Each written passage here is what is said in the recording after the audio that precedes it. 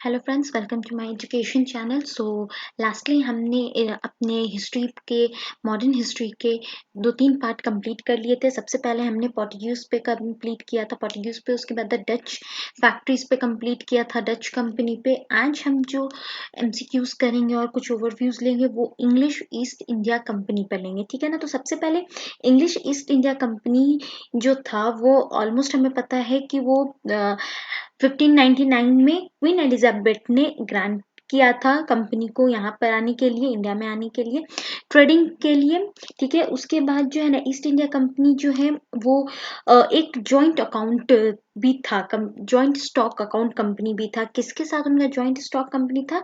East Indies के साथ उनका जॉइंट स्टॉक कंपनी था, और जो कि 15 साल के लिए, 15 ईयर्स के लिए ग्रांटेड किया गया था, ठीक है। उसके बाद धीरे धीरे कंपनी ने अपना फैक्ट्री स्टैब्लिशमेंट करना शुरू कर दिया। सूरत में सबसे पहले उन्होंने अपने फैक्ट्री स्टैब्लिश किया इन 1613 एडी में, and then they move on in 1625 में उन्होंने अगेन फोर्टिफाइड इस्टेब्लिश किया सूरत में, एंड इन 1633 में इंग्लिश ईस्ट इंडिया कंपनी ने इस्टेब्लिश किया the factory at Balasore and Haripura in Orissa में।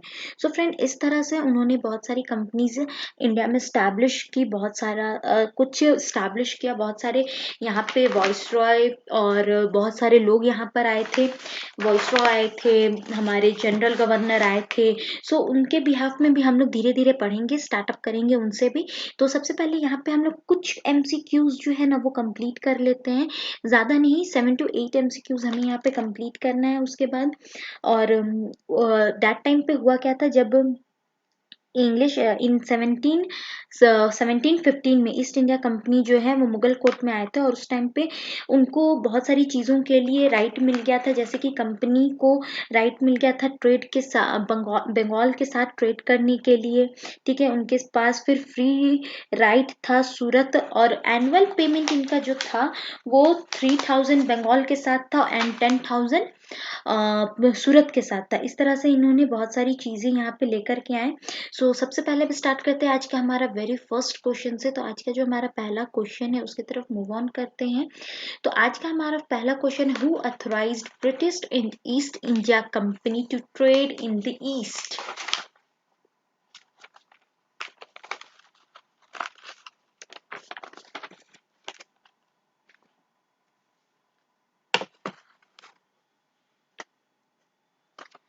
एग्जैक्टली अभी मैंने बहुत स्टार्टिंग में ही एक्सप्लेन किया था कि ब्रिटिश ईस्ट इंडिया कंपनी को क्वीन एलिजाबेथ ने ग्रांट किया था इंडिया के साथ ट्रेडिंग करने के लिए। सो क्वीन एलिजाबेथ वन सही ऑप्शन होगा इसका, Queen Elizabeth one.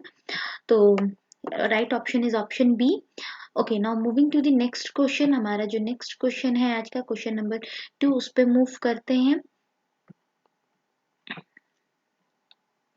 The first ambassador of the East India Company who came to India and stayed in Jahangir's court from 1609 to 1611, इनमें से कौन से फर्स्ट एम्बेसडर रहे थे जो कि ईस्ट इंडिया कंपनी के थे, जो कि इंडिया में आए थे और जहांगीर के कोर्ट में रहे थे 1609 से लेके 1611 ईस्वी में?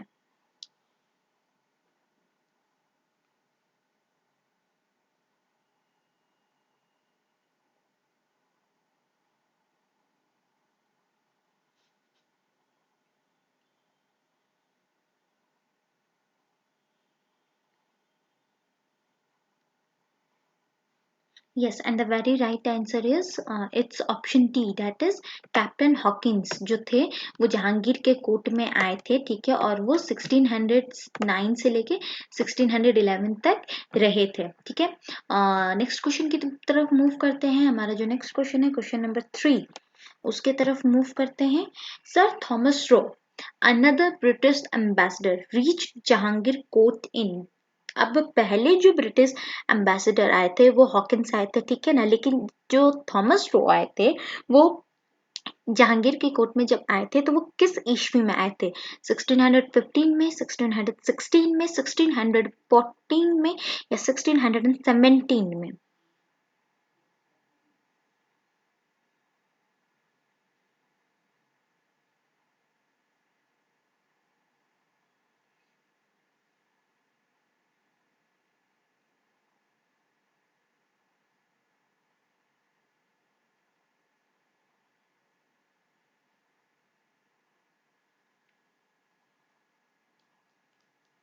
And the right answer is option A, that is 1615 में सर थॉमस रो आए थे जहांगीर की कोर्ट में, अनदर ब्रिटिश एम्बेसडर ये रहे थे। ठीक है, नेक्स्ट क्वेश्चन की तरफ मूव करते हैं। हमारा जो आज का नेक्स्ट क्वेश्चन है,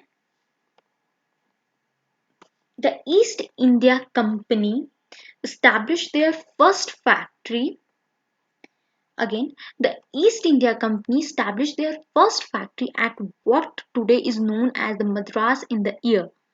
ठीक है ना, कौन सी ईस्ट इंडिया कंपनी है जो कि पहली बार स्टैब्लिश की गई थी और आज के मद्रास में की गई थी, तो किस ईस्वी में वो की गई थी? ठीक है, सो ऑप्शन ए 1639, 1649, 1659 और 1669।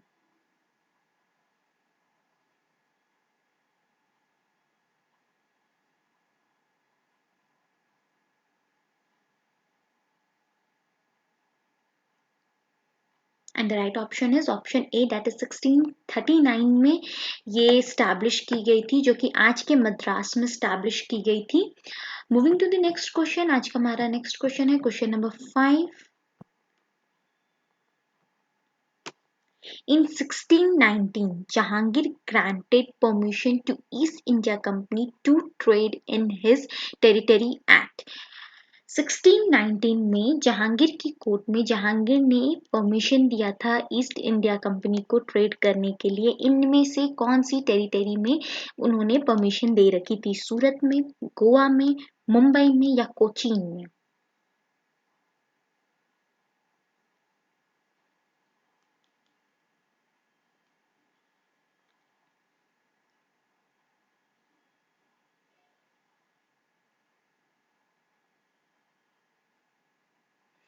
It's right option is option A, that is Surat में उन्होंने परमिशन दे रखी थी उनको ट्रेडिंग करने के लिए। Moving to the next question, आज का हमारा नेक्स्ट क्वेश्चन है क्वेश्चन नंबर 6।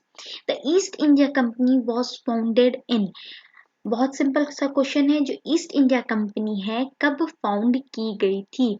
मैंने स्टार्टिंग में बताया था डेट, और थोड़ा ऊपर नीचे हो जाता है कहीं कहीं पे, तो एग्जैक्टली डेट आप लोगों को बताना है 1600 में, 1601 में, 1610 में या 1700 में।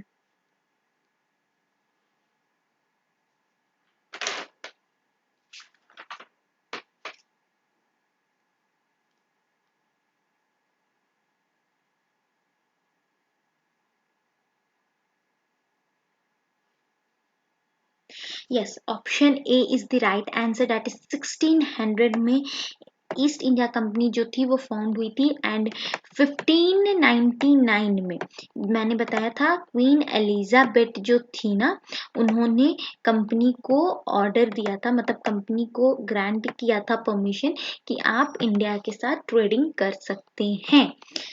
और नेक्स्ट क्वेश्चन की तरफ मूव करते हैं। हमारा आज का जो नेक्स्ट क्वेश्चन है, the East India Company, that is IEC, was a joint stock company formed to pressure trade, pursue trade with the East Indies.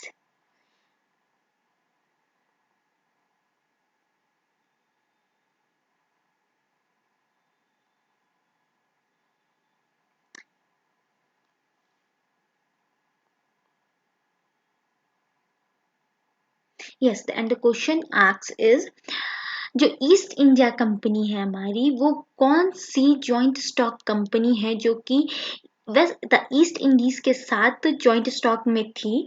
English, US, African या Arabian? So obvious it is English joint stock company में थी दोनों ही कंपनियां, तो option A is the right answer. Now moving to the next question, and this one is our last question. So the English Education Act by the Council of India was passed in, जो English education था council of India के द्वारा पास किया गया था, वो किस ईस्वी में किया गया था? To relocated fund from the East India company to send on education and literature in India.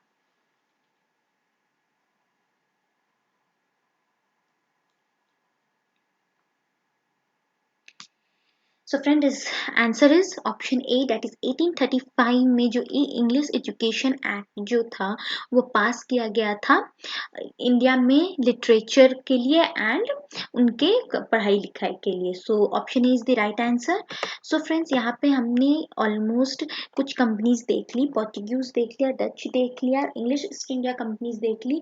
अब जो हमारा कुछ टॉपिक बचा है उसके बाद जो है हम कितने वॉइसरॉय रह चुके हैं हमारे मॉडर्न हिस्ट्री में, कितने गवर्नर आए हैं हमारे मॉडर्न हिस्ट्री में, क्या क्या हुआ, कितने तरह के वॉइसरॉय एंड गवर्नर का सिस्टम बनाया गया था हमारे इंडिया में, उस पे फोकस करेंगे।